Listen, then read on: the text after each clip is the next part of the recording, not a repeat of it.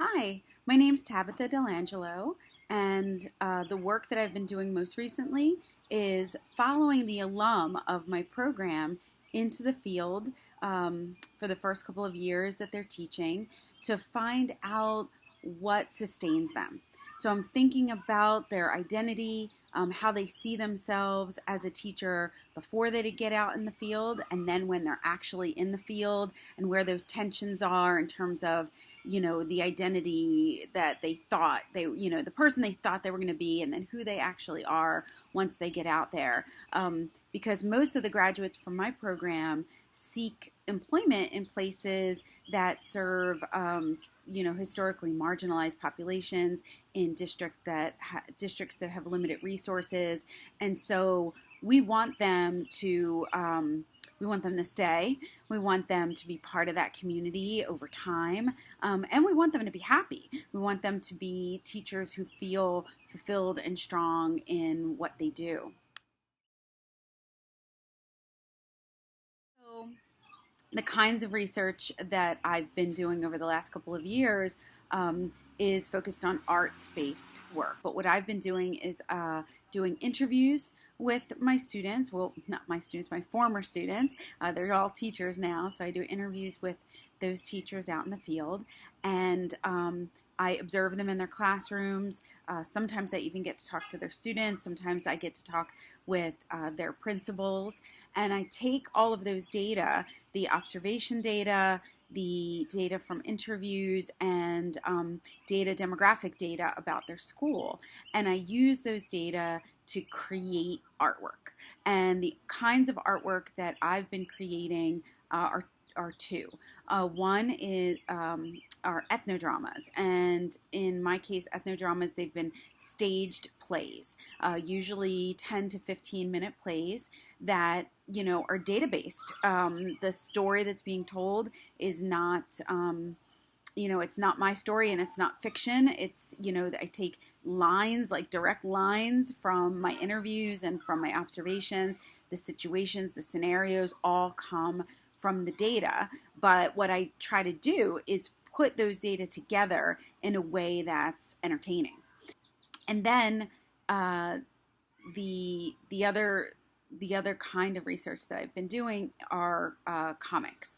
Now, I can't draw, so I've been lucky enough to work with a super talented illustrator, and what she's been doing is taking the plays and then turning them into comics, so that we've got two different ways to interact with those data and with the stories of the teachers and the students in the field. One would be to watch a live performance, and the other would be to read the comic.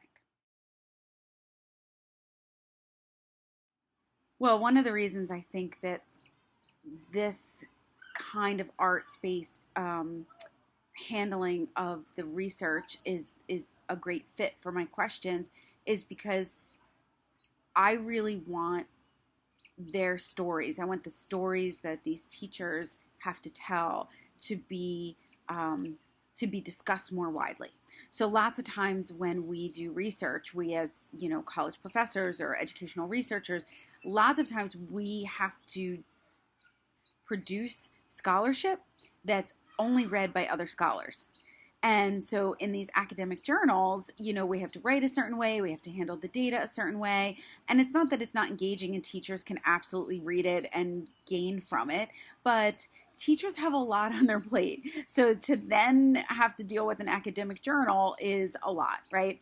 So I want the data that I produce and the stories that the teachers tell to be easily consumable by everyone, by teachers in the field, so they could see themselves be reflected and feel heard, for parents and community members and administrators and policymakers. Like, I want everybody to be able to see these stories, know that this is real, and do something, right? Discuss it, and then take action that will make the lives of these teachers, and then by extension, their students, better.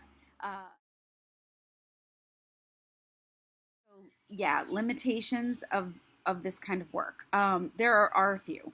One, obviously, if you write a script that you want to see produced, you've got, again, like I said earlier, you need space, you need actors, you need funding, you need time. So it's not always easy to make that happen. Plus, then you have to market it, right? So even if you make it free, you have to market it. You got to get, butts in the seats. So that's not always easy. In terms of turning it into a comic, if you're somebody like me who is not an illustrator, you have to find an illustrator.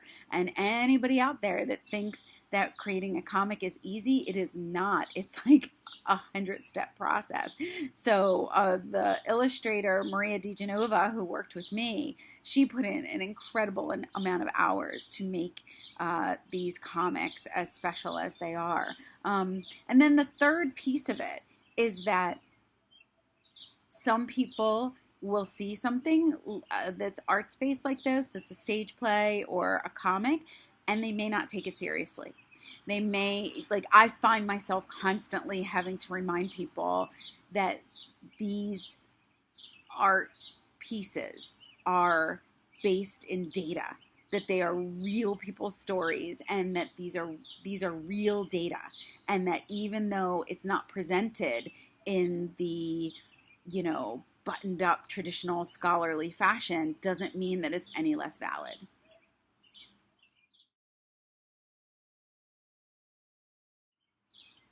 So I would say if teachers want to do this kind of work in their classroom, it's absolutely possible. Um, kids love to, well, not all kids, but some kids love to act things out, and some kids love to draw. And, there are lots of different ways to get at this sort of dramatic, handling of data. So, I can imagine having kids act out, um, you know, figuring out conflict resolution, figuring out social skills between friends, trying to maybe even work out struggles that they're having at home or with their siblings or even with their own schoolwork or their own sense of self competence, right? So there are lots of ways that I think that we could use kind of like theater role play to communicate what's happening in our classroom. Um, and if you're an artist or if you have access to a great artist, you might be able to turn that into a comic as well. But I think, it's all possible.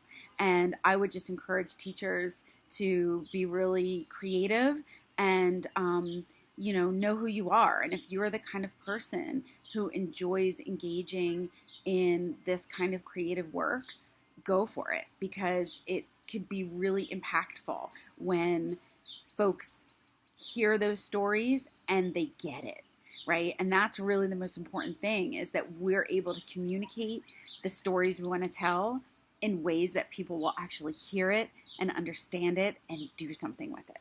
So good luck.